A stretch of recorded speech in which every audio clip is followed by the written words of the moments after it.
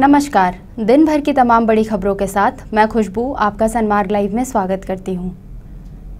Cabinet की पहली बैठक में मोदी सरकार ने कई मुद्दों पर सहमति दी, जिससे लोगों को सीधा लाभ मिलेगा। केंद्रीय कैबिनेट के निर्णय पर प्रसन्नता जताते हुए और आभार व्यक्त करते हुए प्रदेश प्रवक्ता प्रतुल सहदेव और किसान मोर्चा अध्यक्ष ज्योतिरीश्वर सिंह ने खुशी जाहिर की।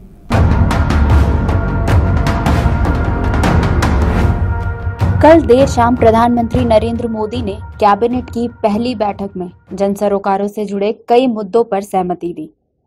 इन फैसलों से देश के करोड़ों लोगों को सीधा लाभ प्राप्त होगा। केंद्रीय कैबिनेट के इस फैसले पर भाजपा के प्रदेश प्रवक्ता और किसान मोर्चा के प्रदेश अध्यक्ष ने खुशी जाहिर की।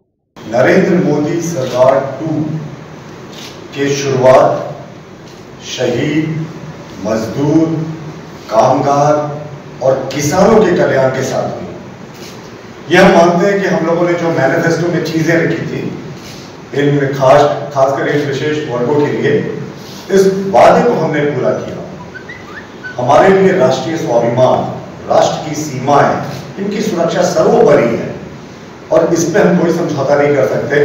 तो जाहिर तौर पर जो हमारा पहला फोकस था, वो जो राष्ट्र की इन सीमाओं को सुरक्षित रखते हैं हमारे सुरक्षा प्रहरी, उनके प्रति था।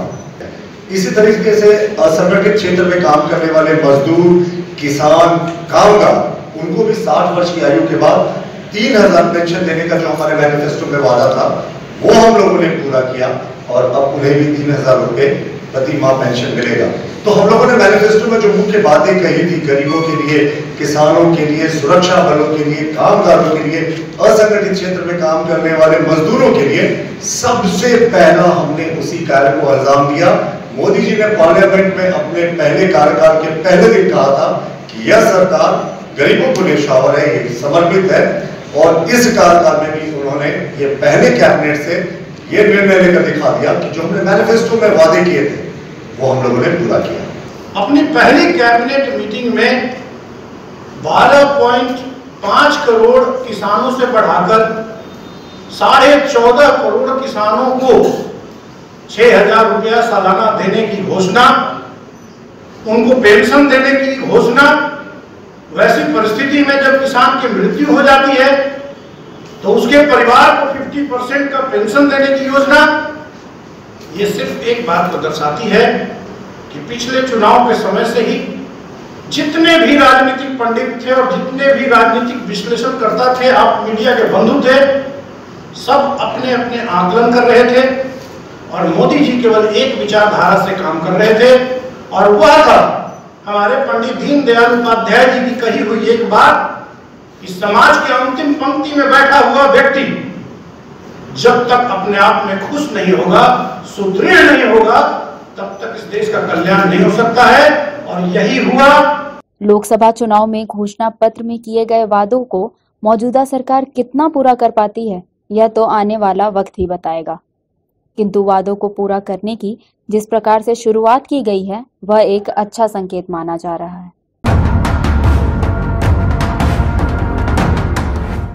महेंद्र सिंह धोनी की मां देवड़ी मंदिर पहुंची।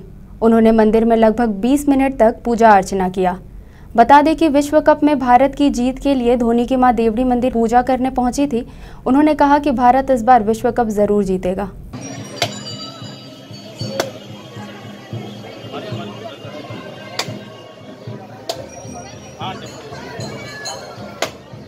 आज हमारे पूर्व कप्तान महेंद्र सिंह धोनी की मां के दरबार में पूजा अर्चना करने के लिए आई थी, वर्ल्ड कप को लेकर कि हमारे भारतीय टीम फिर से इस बार वर्ल्ड कप जीतकर वापस हमारा देश। जम्मू कश्मीर में दुर्घटना का शिकार हुए जवान प्रवीण कुमार का पार्थिव शव उनके बोकारो स्थित घर पहुंचाया गया।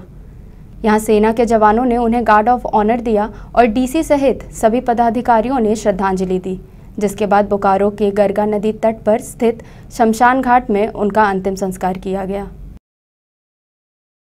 राष्ट्रीय कोयला वेतन समझौता के पारा 9.3.0 के तहत दिवंगत कर्मियों के 101 आश्रितों को नियुक्ति पत्र दिया गया।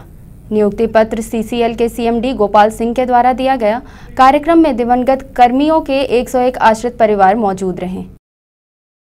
तो हमारे सीसीएल परिवार के और झारखंड के जो भी बच्चे हैं उनमें इतनी प्रतिभा है कि यदि उनको अवसर दिया जाए, उनको मौका प्रदान किया जाए तो कुछ भी कर सकते हैं। उनमें इतनी क्षमता, इतना पोटेंशियल है।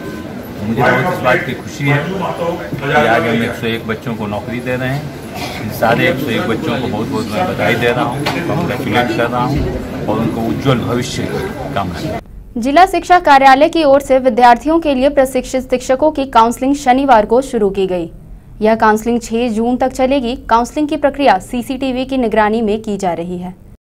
पूरे देश में गर्मी इस बार पिछले कई सालों का रिकॉर्ड तोड़ रही है, जिससे झारखंड समेत पूरे देश में गर्मी से आम जनजीवन परेशान हो गया है।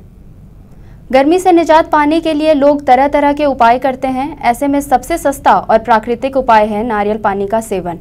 आइए देखते हैं नारियल पानी पर एक रिपोर्ट। झारखंड समेत पूरे राजधानी का पारा परवान चढ़ा हुआ है। ऐसे में लोग गर्मी से राहत पाने के लिए शीतल पेय का सहारा भी ले रहे हैं और इसमें सबसे मुख्य है नारियल पानी, यानी कि स्थानीय भाषा में बोले जाने वाला डाब का पानी। रांची में एक दिन में 3 ट्रक डाब की खपत हो रही है। 2 ट्रक डेली आता है, लाते हैं हम लोग 2200 रुपये। कैसे पैसा बेच रहे हैं? 25-30। इतना गर्मी में अब हम पेट अगर ठंडा नहीं रहेगा तो सबसे बड़ी बात है कि हम लोग का कहीं भी चक्कर खा के गिर सकते हैं। शरीर में पानी का एक लेवल हमेशा गर्मी के दिनों में बना करके रखना चाहिए ताकि हम लोग का सेहत भी बढ़िया रहे और धूप के कारण कोई हमें प्रॉब्लम नहीं ना हो।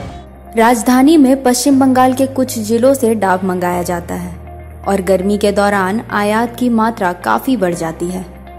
एक दिन में शहर में 2 से 3 ट्रक डाब की खपत हो रही है। एक ट्रक में तकरीबन 10,000 डाब रहता है। व्यवसायी गर्मी के सीजन में ज्यादा से ज्यादा डाब अन्य प्रदेशों से मंगवा कर रखते हैं ताकि लोगों को उपलब्ध कराया जा सके। गर्मी आते ही शीतल पेय की मांग बढ़ जाती है, खासकर सत्तू का शरबत, नींबू पानी और सबसे ज्यादा नारियल पानी। वहीं खुदरा में इसका मूल्य अन्य सीजन में प्रति डाब 10 से 15 रुपए रहता है, जबकि गर्मी के सीजन में इसी डाब की कीमत 40 रुपए तक पहुंच जाती है और लोग इसे खुशी खुशी खरीदते भी हैं। रांची में ऐसे कई व्यवसायी हैं जो कई वर्षों से लगातार इस व्यवसाय में जुड़े हुए हैं। इनकी माने तो गर्मी के दौरान इसकी मांग बढ़ जाती है, इसलिए कीमत में भी इजाफा होता है। प्राकृतिक या शीतल पेय कई मायने में स्वास्थ्य के लिए लाभदायक है।